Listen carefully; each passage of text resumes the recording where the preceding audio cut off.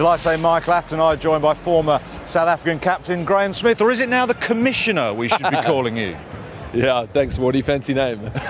What do you make of the cricket you've seen? Your South African team are in a mighty strong position. Yeah, it's been great to see. I was a little bit nervous going into the series. I think, you look at our batting lineup as well, and England's, it's two outstanding attacks, probably a weaker batting lineup. But one thing this team has shown over the last year and a half is an ability to fight and to win games that no one expects them to. So in a strong position. I certainly would have loved to have watched a bit more cricket. I was saying to Athers in the boxes and suites around you, do more talking than watching. And drinking champagne, no doubt. But you've managed to put together a serious seam attack and a very varied attack as well. Yeah, I mean, if I think back to when I started in the director of cricket role a couple of years ago, we cast the net wide to try and find talent that we could then narrow it down and work extremely hard on it. And these bowlers have started to Rabada has been there for a while, but Lungi's got better and better. You look at Marco Jansen, seriously talented. Expect him to develop into a strong all-rounder. Anrik Nortje, another young. So they're young and they're going to grow together and hopefully build a formidable attack all around the world. This will be a test for the New England. Well, it is a test for the New England. They're right behind the game at the moment. South Africa in a very strong position. 2 big wickets for them there. And especially on that last ball before lunch, a good review from Elgar to overturn that decision. So they've got all bases covered, really, both the pace, which will take advantage of the conditions on the first day, and obviously Maharaj coming into the game now. So it will all hinge really on England's middle order, which is the strongest aspect of their batting lineup. Root, Bairstow, Stokes. If they don't come good this afternoon, it's curtains. Was Crawley's shot sort of indicative of him having a testing time against Ngidi, shorter runs, and it's just like the spinner's on, I'm going to sweep him? Well, he's having a testing time full stop, isn't he? Even in a summer in England where there's quite a lot of runs been scored and quite a lot of young English batsmen are having a good time of it, unlike the last few years. Crawley can't seem to get them, and you wouldn't say that there was an air of permanence about him today. He didn't look like he was a man who was going to be there for a long time, and that's a decision that England are going to have to make now. At what point does sticking with somebody like Zach, because they obviously like him, they think he's got loads of potential and ability, but at some point you have to take the decision that it's actually doing a bit more harm than good and just take somebody out of the firing line. Maharaj bowling from this end, unlike bowling from the nursery end, which is the natural end for a left armer, that the danger is the ball running down the slope, and your pads are the danger, really. Give us your take on the Zach Crawley situation, because he's undoubtedly got talent. We saw that in Australia, we've seen it against Pakistan. But comments like Paul Collingwood's the other day, we're not expecting consistency from Zach, we're expecting match-winning performances. But he keeps failing, they keep backing him, and they keep throwing him back into the spotlight of Test match cricket. Yeah, I mean, the little bit I've watched of him, to me it seems like he's getting out a lot the same way. I've seen him nick off a fair amount, and having opened the batting, I mean, Athers will tell you it is tough, but you've got to figure out your game plan at the top of the thing. I mean, myself, you've got to figure out what your strengths and your weaknesses are. It's all good to have a positive mindset, positive body language, but it's still got to work within your game plan. For me, cover driving in my first 30 runs was a no-no. It was something that you'd cover drive it through a square leg.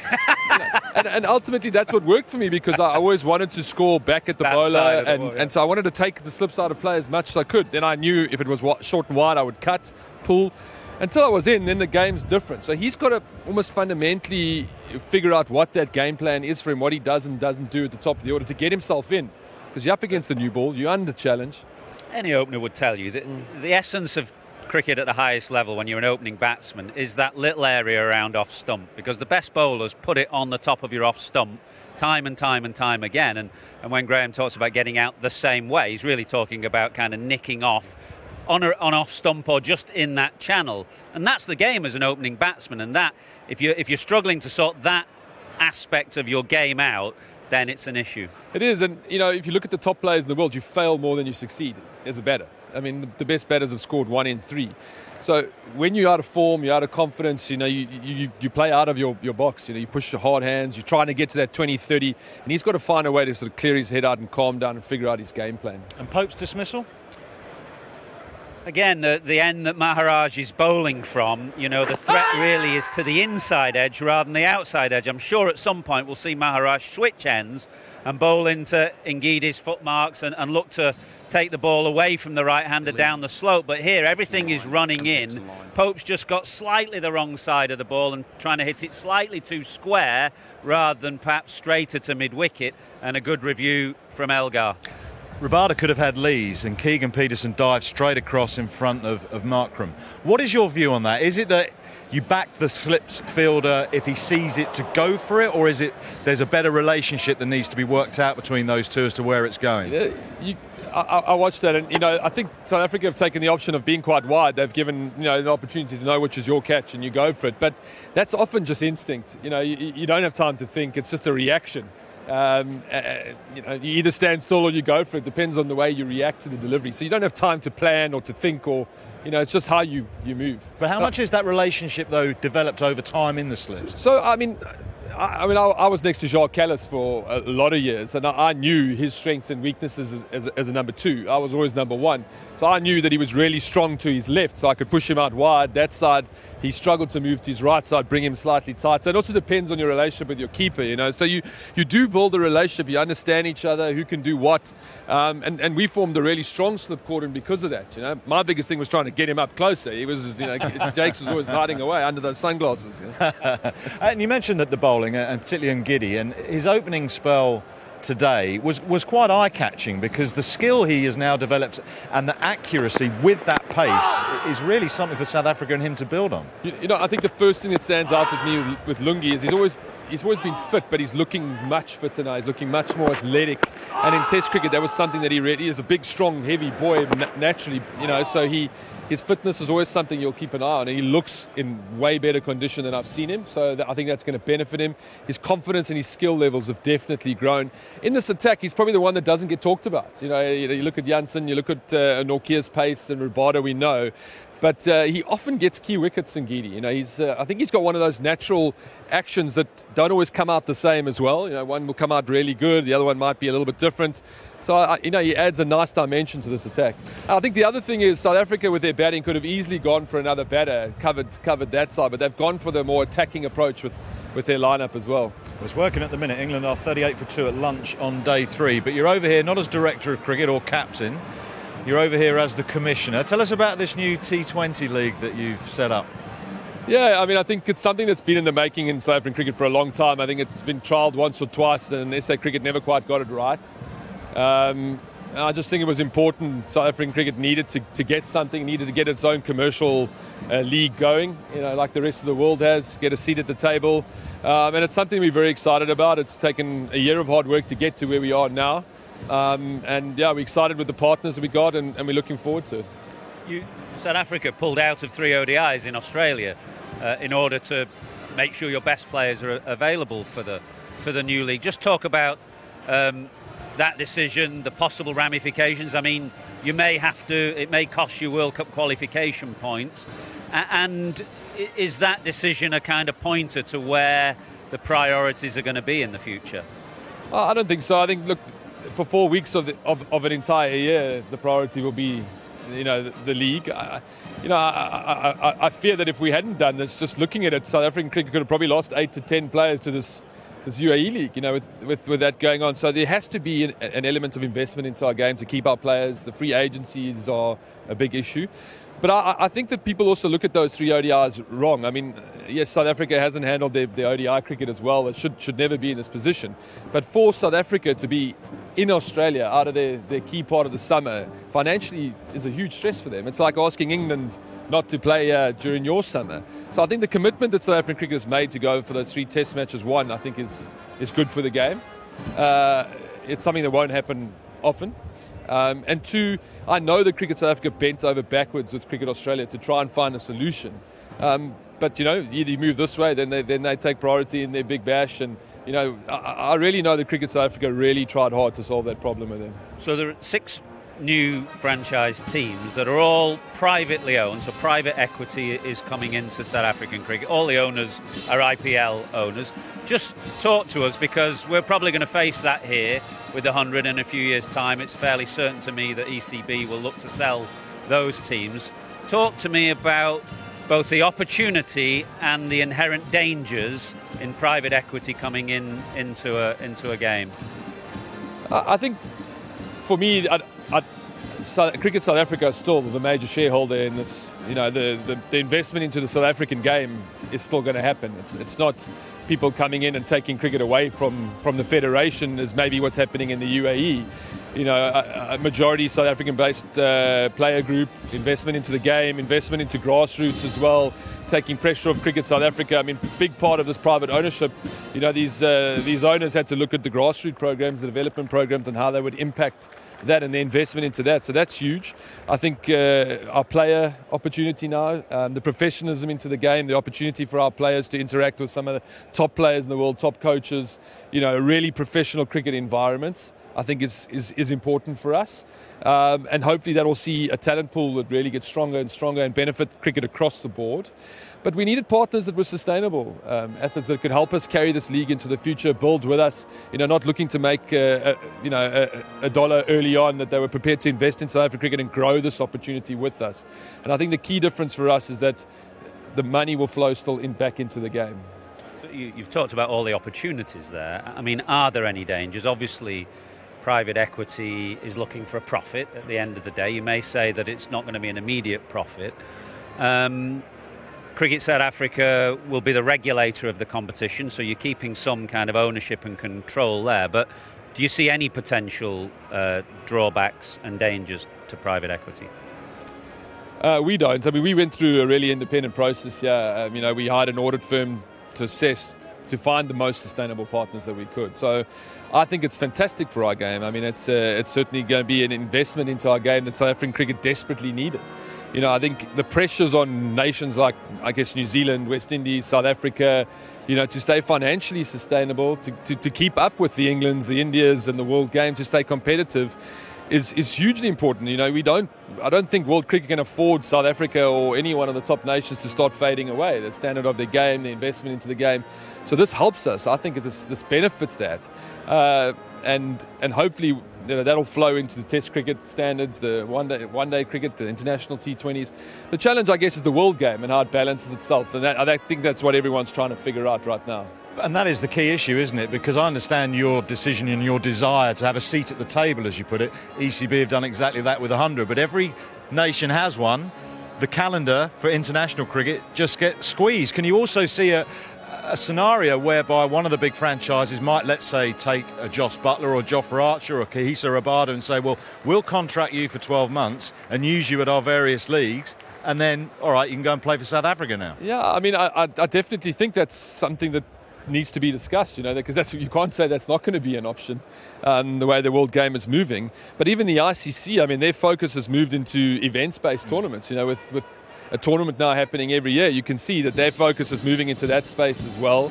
Bilaterals, I guess the context of the bilaterals, I mean, these type of test series are fantastic to watch, but when you're throwing in 2 ODIs here and a T20 over there, and you're making up all the stuff to try and make sure you get your broad, just people get confused, and it's hard for the players as well. So I think there does need to be a pretty decent conversation in terms of how that's going to be structured going forward, and how to make the most of the world game.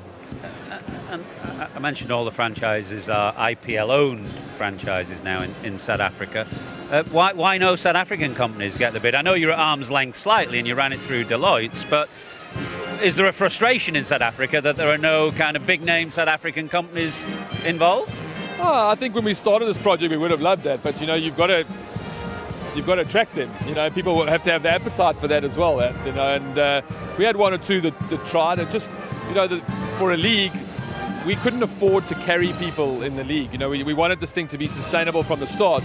And I think most people in South Africa have been really impressed with the way South African cricket has been over the last few years, that people wanted to invest in our game, that they wanted to come and bring their financial side, their experience in running these type of things. That some of the most iconic cricket franchises in the world now that are investing in South African cricket. So I think that was a big surprise for most people that is happening.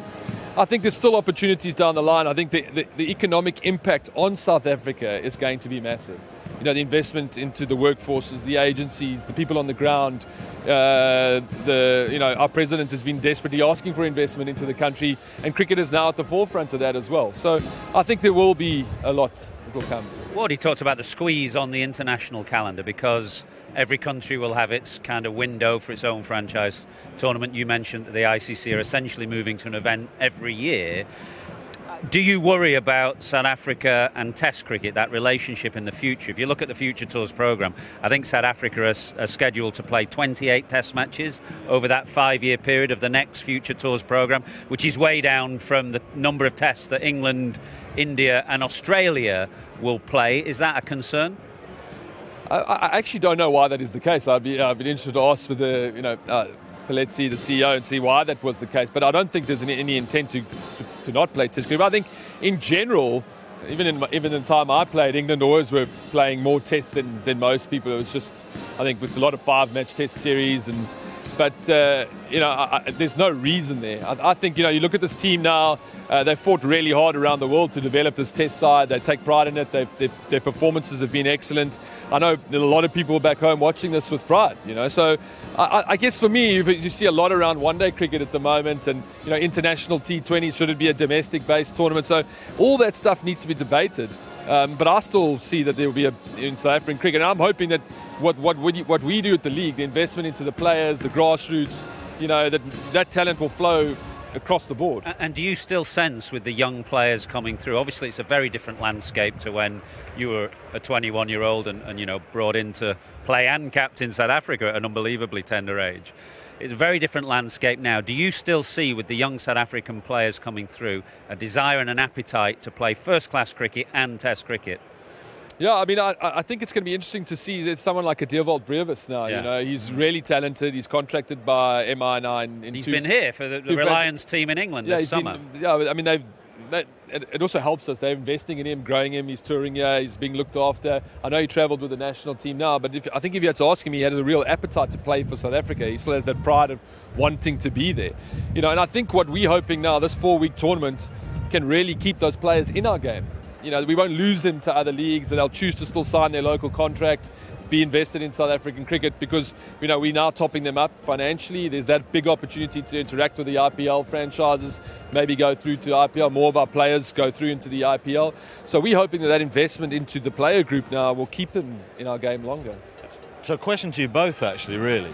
Where, in your opinion, will Test match cricket be the world Test match game in a decade? Wardy, I don't know. Give it your best shot, yeah. Smithy. Listen, I would love to still say that but Test cricket in itself, it's just the iconic nations or the big cricketing nations that are contributing to Test cricket at the moment.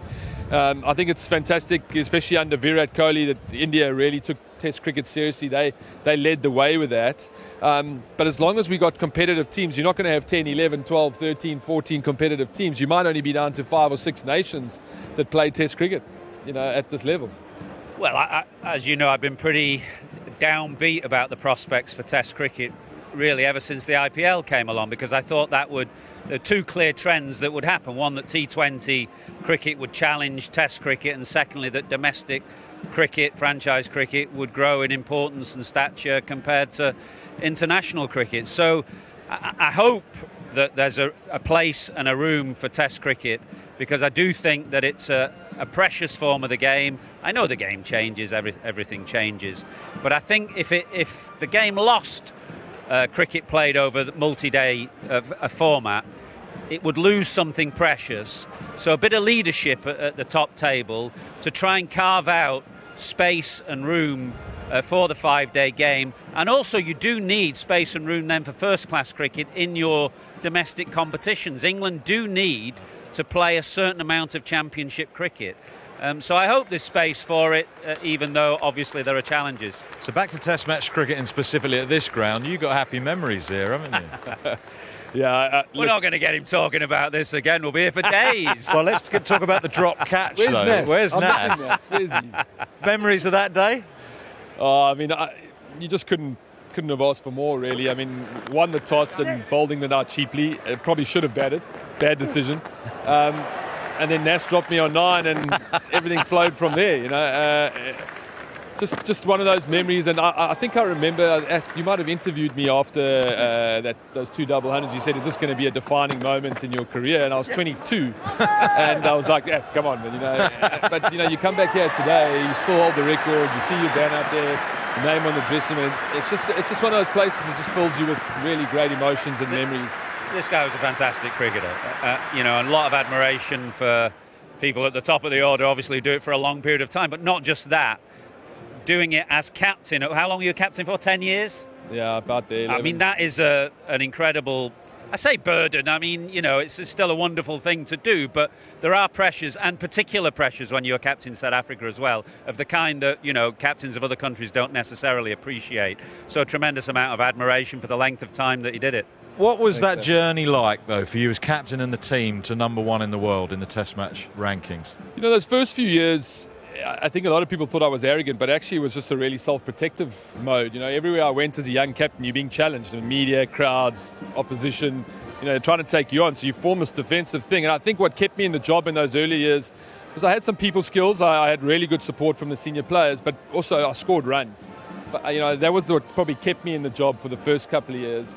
It was around that 2007 period that I sat down and got to grips with the leadership. I really started thinking about, how I want the team to play, the type of personnel we wanted, how we would operate. And that period from then on in was where I really felt settled as a captain. I was more relaxed, in control of what I was doing. We built an amazing team, likes of Umlas and Staines and De Villiers and the like, coming here and having the success we had here, winning here twice. I mean, Matthew, you talk about moments. I mean, beating England here twice, beating Australia at home twice was something that South African cricket couldn't have dreamt of at the time. That was the measure of that side, really. It was a top-class side that went to number 1 in the world, but their record away from home in particular was fantastic. And, lots of teams are very strong in their home conditions. If you can put that together with a strong away record and become a rounded team in all conditions, that's the measure of a great team, really. Good afternoon session here, and your boys could be close to wrapping it up. I'm keeping myself steady, but now that I've finished with the 2 of you, I'm going to go and pour something nice and hopefully see a lot of wickets fall after lunch. And England have got to go some here. England's middle order, the key here. Root, top class. Bairstow, top class. Stokes, top class player. They still get themselves out of a hole, but they've got a long way to go. Yeah, actually, I always like to target people like Root. I always think they're key because, he holds it together for everybody else to play the way they play. We used to think about Trott and KP after him, but if you knock over Trott, then suddenly the expressive player's got to think a bit more. So I see Root as the key wicket. Been great to speak to you. Thank you very much indeed for your thoughts, and good luck with your new T20 Thank you, guys. tournament, Mr. Commissioner. Doesn't Thank sit you, right, Rory. that, does it?